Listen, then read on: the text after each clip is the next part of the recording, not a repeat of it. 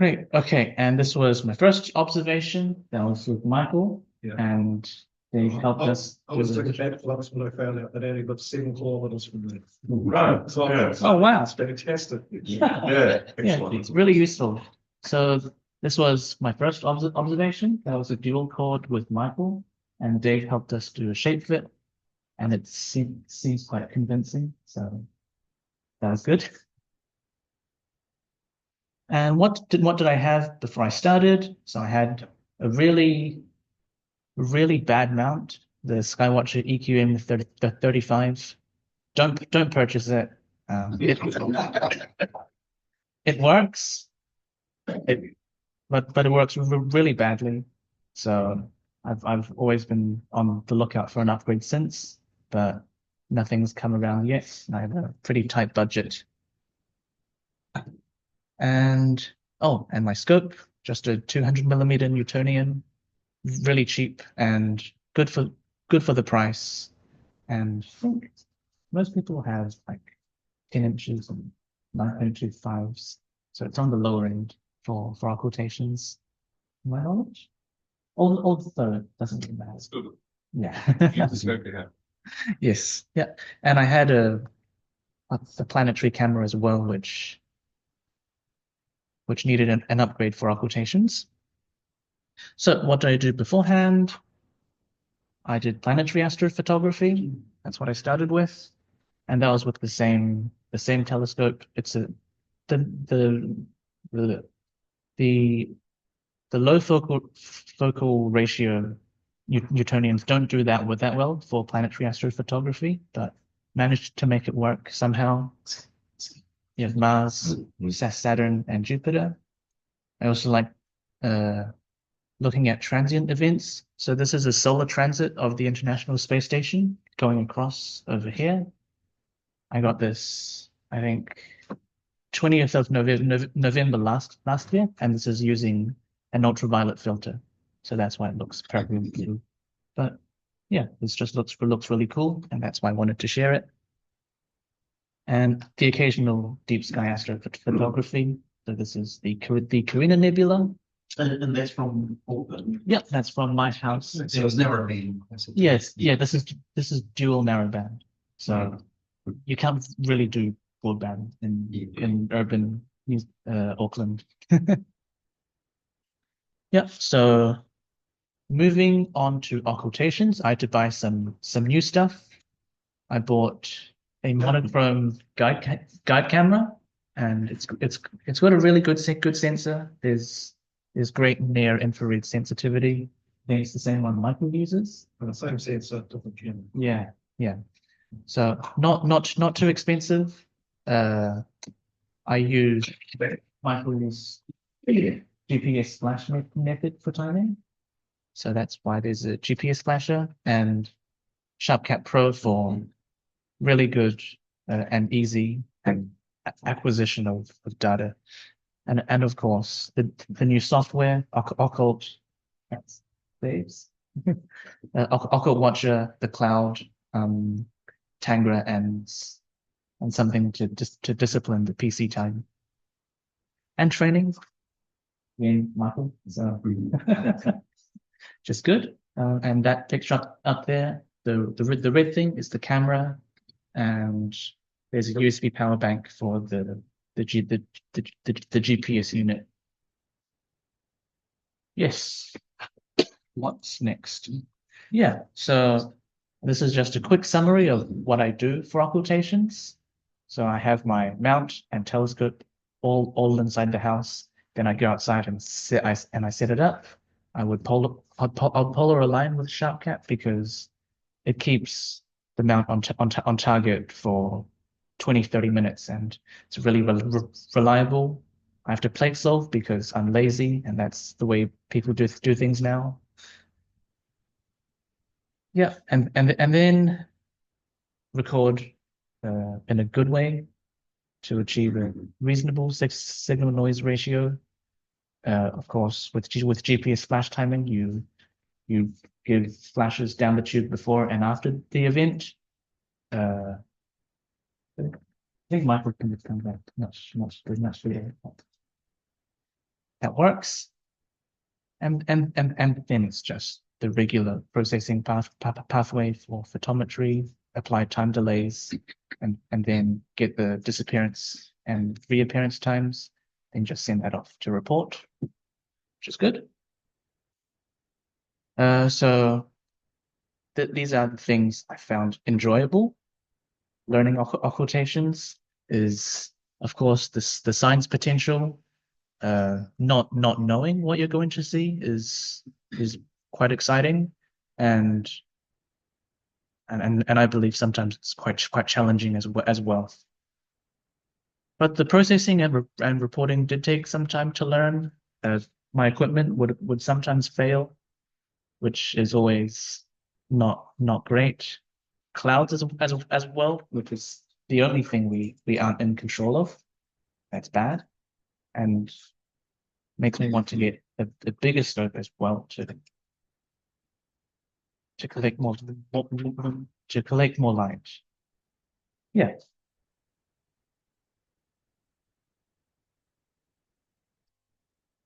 Oh yes. And beyond occultations, I learned how to plate solve, which is great because I like imaging as well. Polar alignment is good for deep sky exposures, and the new mono camera is also fun to play with because it's way more sensor sensitive than any color camera. So I enjoyed that too.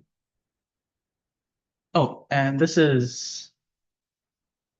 was an event, I think just over a week ago. It was an occultation of a magnitude 15.1 star. It was the deepest I've ever gone, and it seems to be successful, which was also very enjoyable to process. Yeah, so these are the difficulties I experienced after starting. It begins with the equipment. I think it can work if you have less advanced stuff, but it would take much more time. Time is scarce, especially as I'm a student and I'm tired all the time. I wish I had wish I could operate on less sleep, but at the moment I can only observe on the weekends, which is unfortunate. But I think the biggest part was knowing how to start and learning all of the steps. And you can't really do that without help from all of you guys, which is very important. So big thank you to Michael for all the support. But I do think it could be useful to have some sort of unified documentation for a big beginner starting out with not so advanced equipment, and all the steps from how to capture the data to processing and to reporting.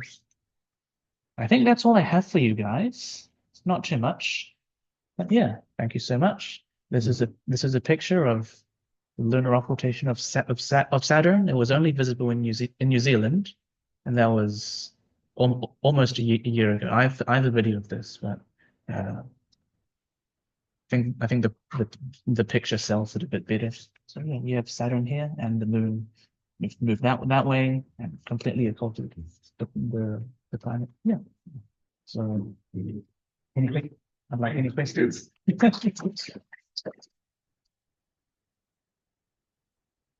Any questions for Victor?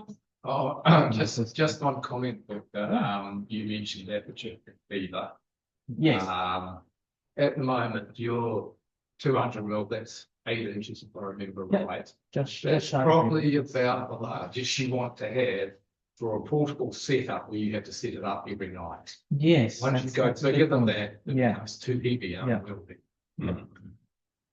I think I showed you this the other day, but that's a setup I've used for occultations. It's an old film SLR lens. It just means you've got to pick which events you chase. And, 8th magnitude occultation a few years back in combination with John Broughton. That was a very effective platform. Any device will work. You use the one you have. You just have to pick which events work for it. Betelgeuse, it was a naked eye job. didn't really need optics at all. Don't worry about the aperture keeper thing. You're doing well. Yep. I do like But you don't anyway. I like the demo events. Yeah. Hello. Just a comment, if you guys can hear me. Hello, Richard. Yes, we So hear you. just a comment to make to Victor. Yeah, Victor? Yep. Victor, as someone pretty new to this myself, to me, the attraction to doing occultations is you can do constructive and productive citizen science. I spent 4 decades from my early 20s looking for comets and discovered lots of comets, but unfortunately other people's names were already attached.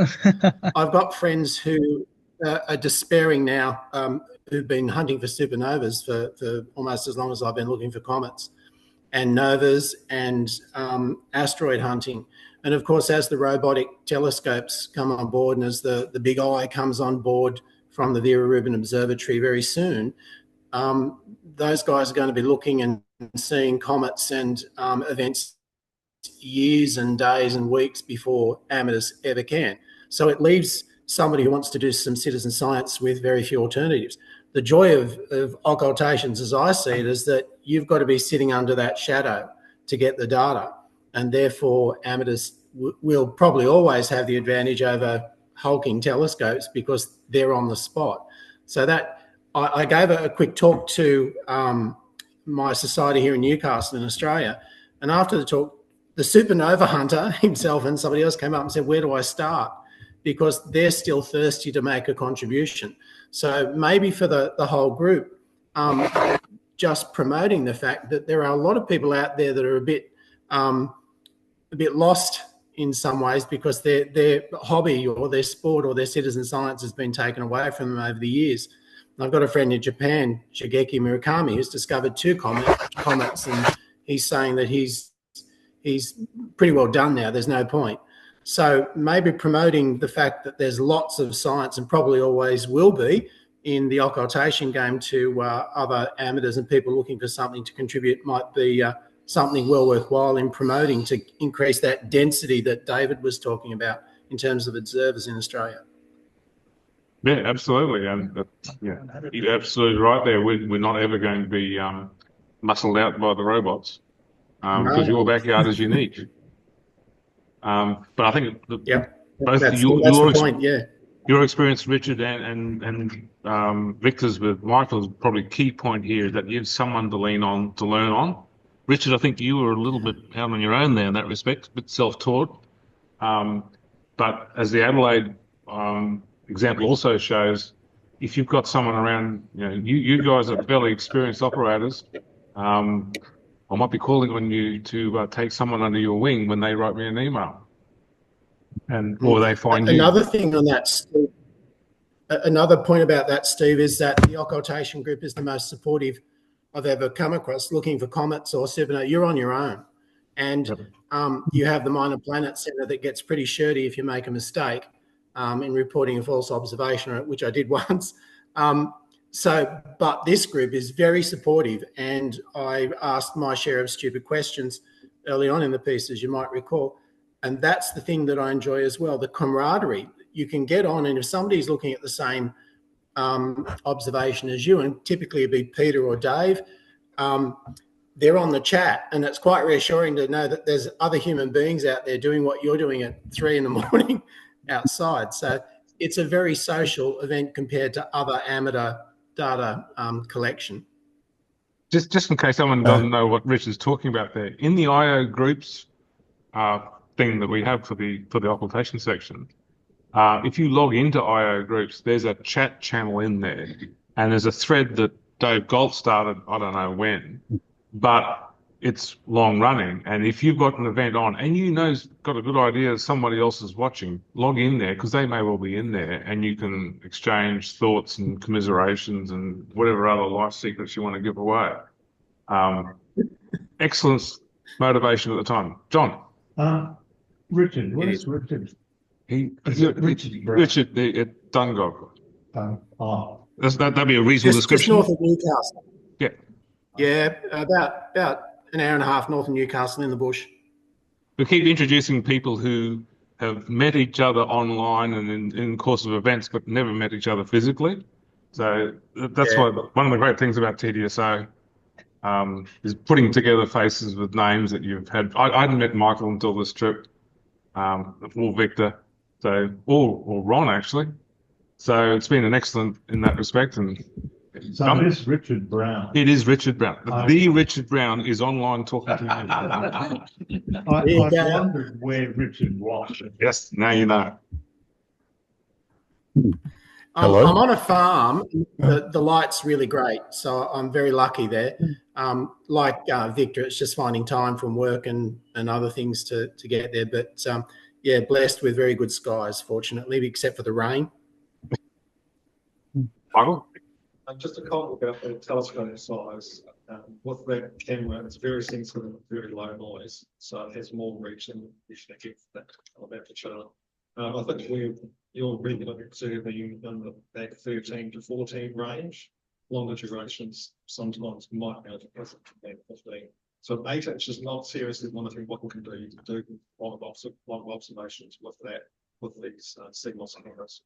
I promise you, once we get into peak season now, we'll get quite a lot of events in the early evening, so quite a big weekends over. I'm really looking forward to all these multi-core events. Yeah. But another the observers and example was at the conference here and that starts soon. I'll let you know link to my that big telescope I have to get it started, and then we should hopefully have 3 observers out in Auckland. Brilliant. So anything you can do to support the observers, I'll support and be able to late group with their time and some of the stuff around there. Yeah, anything you can do to support the observers is fantastic. That is quite daunting to get started. Once you've been doing it for a few years, you kind of forget how difficult it was to get started. And for those of us who still haven't made the jump from analog videos, it's still damn daunting. So I've got to work across that bridge. Look forward to teaching some old dogs some new tricks. Yep. It's time. Woof woof. Very good. Thank you, Victor. Round of applause, Victor. I have a question. I have a question too. Oh, we've got a question from the Zoom. Oh, yes. Yes, please. So I have a ASI 224 MC as well. And I was interested that you said that you needed to upgrade the camera to a Player One. Why was that? Was it because you're just trying to go to a mono, or is it faster resolution? Yes. Why was so the new camera I got was a mono camera, and with the color cameras, with each pixel, there's a color filter over it, so you're actually losing about like 2/3 or around 2/3 of the potential light you're gathering. So I think switching to a mono camera is essentially just the same as going one magnitude deeper for your effective scope's capability. Yep. Right. Because the 224 can be run in mono mode, and so that's the path I was going down to take advantage. Oh. But that doesn't mean more signal. Yeah, it doesn't mean more. You're still capturing the same amount of light. It's just being converted to monochrome. Okay. 1 magnitude in reach by going from a CMOS color to a CMOS mono camera, roughly speaking. Yep, because I got a 462C as well, a QHY version. And I haven't even thought about trying that for occultation. Yeah, and the 462M also has some near infrared sensitivity. So with redder stars, you'll be getting even more signal as well. I'd suggest if someone does have a camera, if there's no alternative, just use it, get started. Yep. You want people to get the photo. Use the camera you got. Use the camera you Use got. the events that you can do. Borrow a camera. I left back a lot of my guide cameras for a while to get started. But there's plenty of astrophotographers out there that already have a 4-inch f4, 800mm focal length, which is ideal. They already have a mono guide camera. They just have to plug their mono guide camera in and get some timing going, and they can do occultations. That's it. I guess I've already got a mono camera, but it's a deep sky camera, and I happen to have the 224 MC, which so I went with that because it had a faster frame rate. But you just basically went to just not having the filter there. It's just a way of getting greater effectiveness at capturing the signal.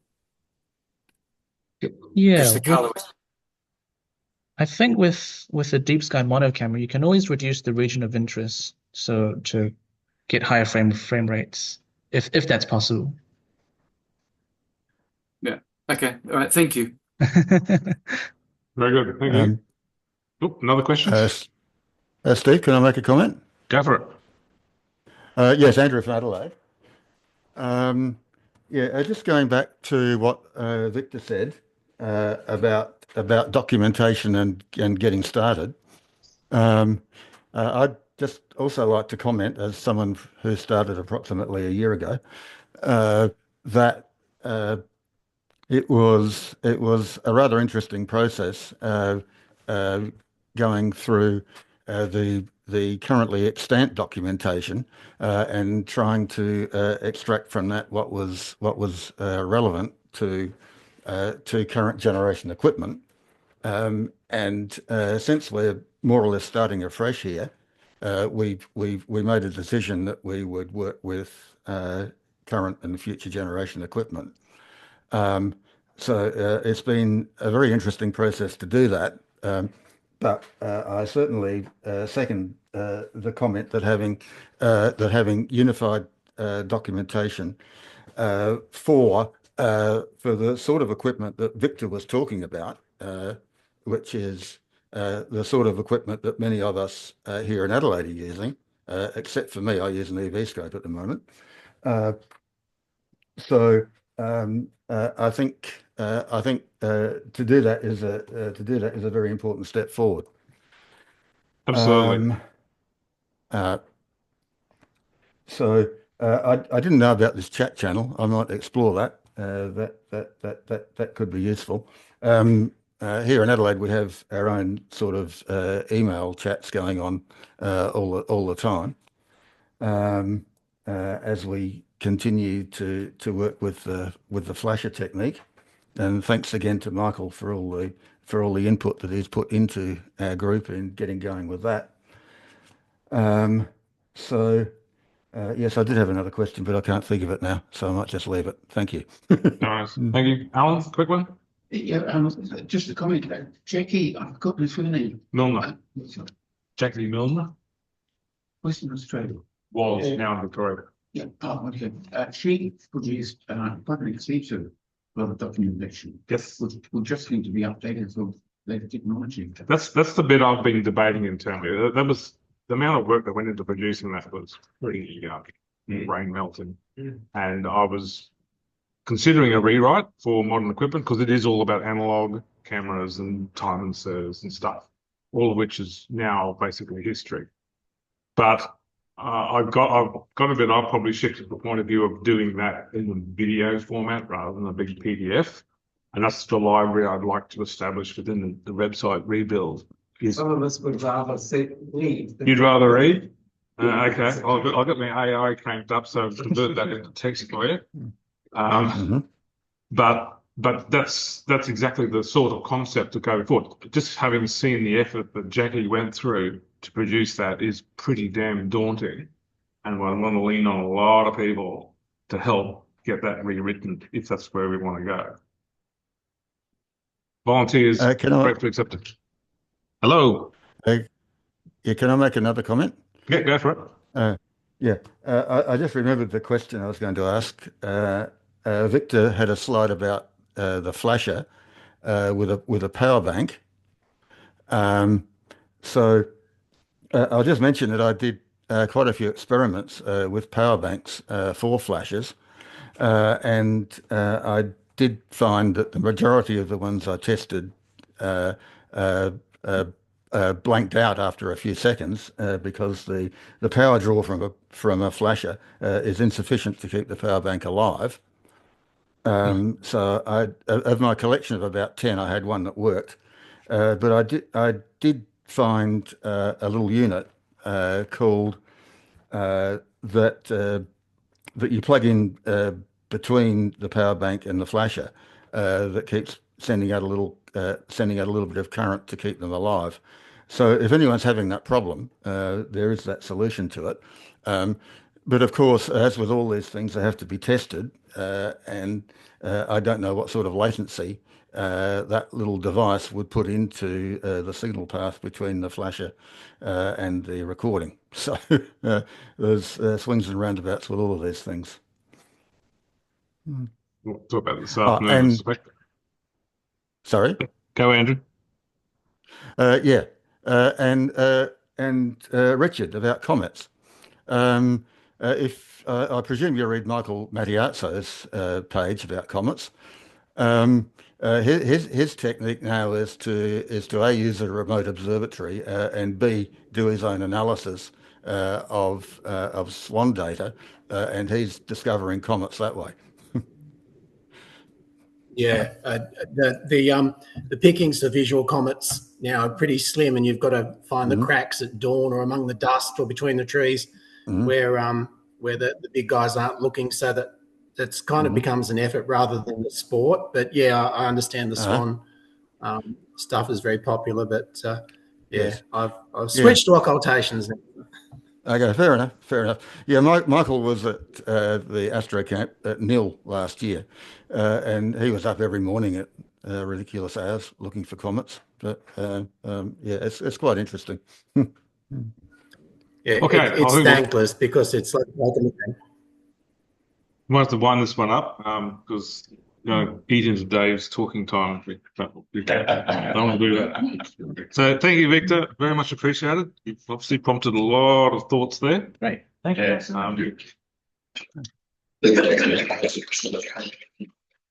Yeah,